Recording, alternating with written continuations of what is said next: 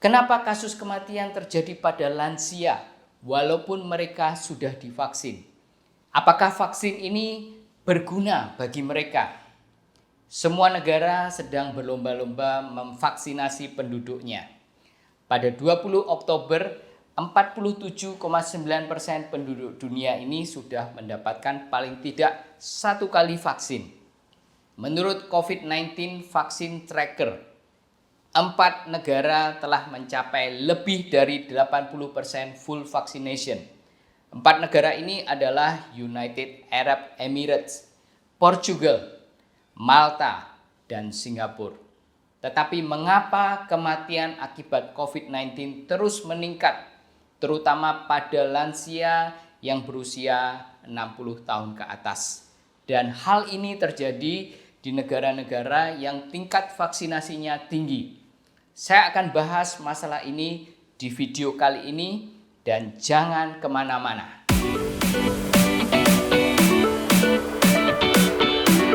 Halo semuanya, saya Dr. Tony Setiobudi dari Mount Elizabeth Hospital Singapura.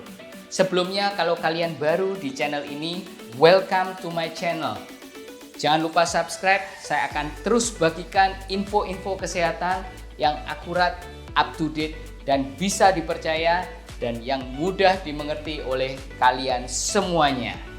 Menurut WHO, kelompok yang rentan dan berisiko tinggi terkena COVID-19 adalah mereka yang berusia lebih dari 60 tahun atau mereka yang punya penyakit kronis seperti penyakit paru-paru, jantung, diabetes, atau kelainan imun atau kekebalan tubuh. Lansia adalah kelompok yang paling rentan terkena gejala parah dan bahkan kematian jika mereka terpapar COVID-19 walaupun sudah divaksin. Vaksin dapat memberi efek perlindungan terhadap penyakit, tetapi vaksin tidak dapat mencegah penularan. Ada 3 alasan utama mengapa kematian akibat COVID-19 terus meningkat pada lansia, tidak terkecuali mereka yang sudah divaksinasi. Yang pertama, tidak ada satupun vaksin yang dapat memberikan efek perlindungan 100%. Tidak semua orang yang divaksin mendapatkan respon yang sama. Orang tua dan mereka yang bermasalah dengan kekebalan tubuh mungkin tidak bisa memberikan respon yang cukup terhadap vaksin. Antibodi yang diproduksi oleh tubuh tidak sebanyak pada orang muda yang masih sehat. Walaupun vaksin masih efektif, sebagian orang akan tetap rentan terhadap virus corona walaupun mereka sudah divaksin. Alasan kedua, risiko kematian karena COVID-19 meningkat tajam dengan bertambahnya umur. Risiko kematian pada pasien yang berumur 80 tahun ke atas yang sudah divaksinasi mungkin lebih tinggi dibanding risiko mereka yang berumur 20 tahun walaupun mereka belum divaksin. Penyakit kronis seperti diabetes, tekanan darah tinggi, penyakit paru-paru, dan juga penyakit kronis lainnya juga dikaitkan dengan risiko penyakit parah dan kematian karena COVID-19. Penyakit kronis ini lebih banyak diderita oleh lansia. Yang ketiga, semakin banyaknya masyarakat yang sudah divaksin, tentunya lebih sedikit orang yang belum divaksin yang bisa terinfeksi virus corona.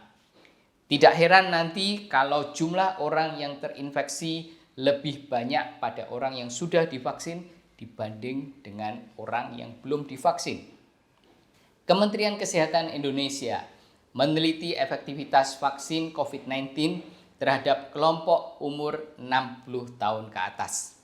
Ada 3 aspek yang dilihat, yakni potensi mengalami gejala atau dirawat di rumah sakit dan kematian. Menurut penelitian pada warga lansia di DKI Jakarta pada Maret dan April 2021, vaksinasi mampu mengurangi risiko lansia dirawat di rumah sakit karena COVID-19 sebanyak 92%. tinggi sekali. Efektivitas vaksinasi dalam melindungi lansia dari kematian akibat COVID-19 juga amat tinggi sebanyak 95%.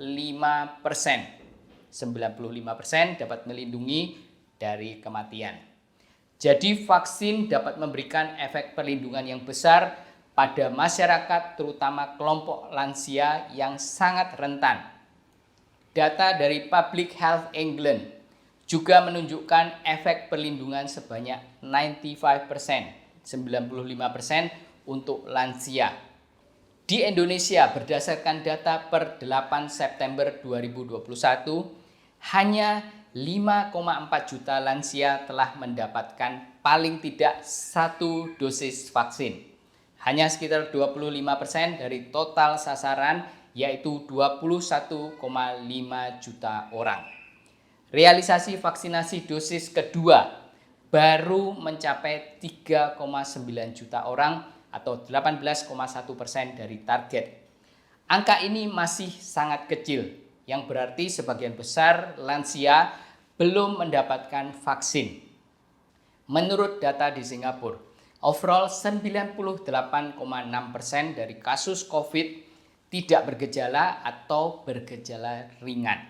Sisanya perlu oksigen dan 0,1% perlu dirawat di ICU.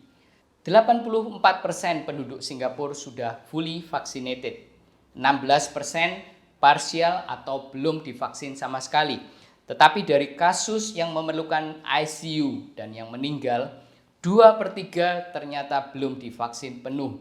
Dan sebagian besar adalah lansia di atas 60 tahun.